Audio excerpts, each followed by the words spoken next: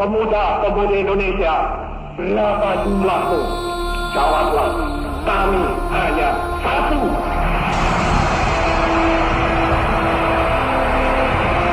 Indonesia dikenal sebagai bangsa yang kaya akan budaya, suku, dan juga agama. Di negeri ini, kita mengenal 6 agama yang diakui secara resmi: Islam, Kristen, Katolik, Hindu, Buddha, dan Konghucu.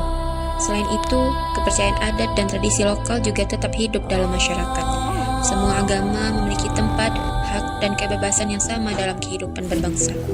Di masjid, gereja, pura, wihara, dan kelenteng, semua umat berdoa mencari kedamaian.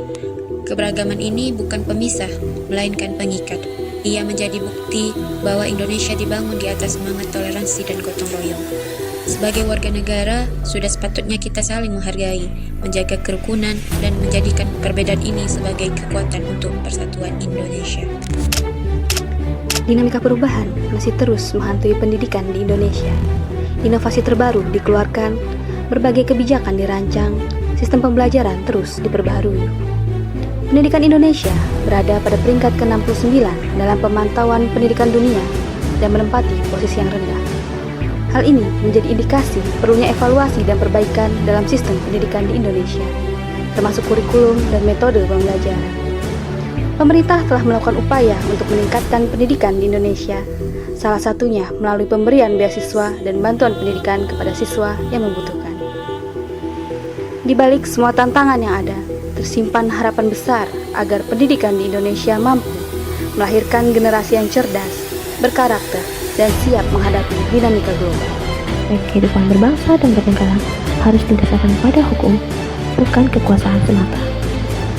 Sebagai negara hukum, Indonesia menjunjung tinggi prinsip, yaitu supremasi hukum, di mana hukum berada di atas segalanya. Persamaan di hadapan hukum artinya setiap warga negara memiliki kedudukan yang sama di mata hukum. Keadilan dan perlindungan hak asasi manusia sebagai wujud negara yang demokratis dan beradab. Hukum bukan sekedar aturan tertulis. Hukum adalah penjaga keadilan, perlindungan hak, dan pondasi kehidupan. Lebih dari 17.000 pulau terbentang dari Sabang di ujung barat hingga Maroke di timur jauh melintasi Khatulistiwa. Pulau-pulaunya bagaikan permata bercahaya di antara samudra biru, menyimpan sejuta kisah dan keajaiban. Indonesia berdiri dengan megah dan penuh harapan. Kepulauan Indonesia bukan sekedar peta, tetapi detak jantung dari sebuah peradaban di Khatulistiwa. Setiap pulau di Indonesia memiliki karakteristik geografis dan ekosistem yang unik. Inilah Indonesia, tanah air kita, rumah bagi masa lalu, masa kini, dan masa depan. Budaya bukan sekedar warisan masa lalu. Ia adalah identitas dan jati diri bangsa. Dalam konteks wawasan kebangsaan, budaya menjadi salah satu pilar penting dalam menjaga keutuhan Negara Kesatuan Republik Indonesia. Keberagaman budaya Indonesia, dari adat istiadat, bahasa, kesenian, hingga nilai-nilai lokal adalah kekayaan yang tak ternilai. Wawasan kebangsaan mengajarkan kita untuk tidak hanya mencintai budaya sendiri, tetapi juga menghargai budaya lain. Dalam semangat Bhinneka Tunggal Ika, melalui budaya kita menumbuhkan nasionalisme dan menanamkan cinta tanah air. ASN dituntut untuk menghormati, menjaga, dan mempromosikan keberagaman budaya dalam setiap tugas pelayanan. Maka merawat budaya adalah bagian dari bela negara, dan itulah wajah sejati ASN yang berintegritas dan nasionalis. Saya Ramadhani Alvin Habibi. Saya Ria Ancoy.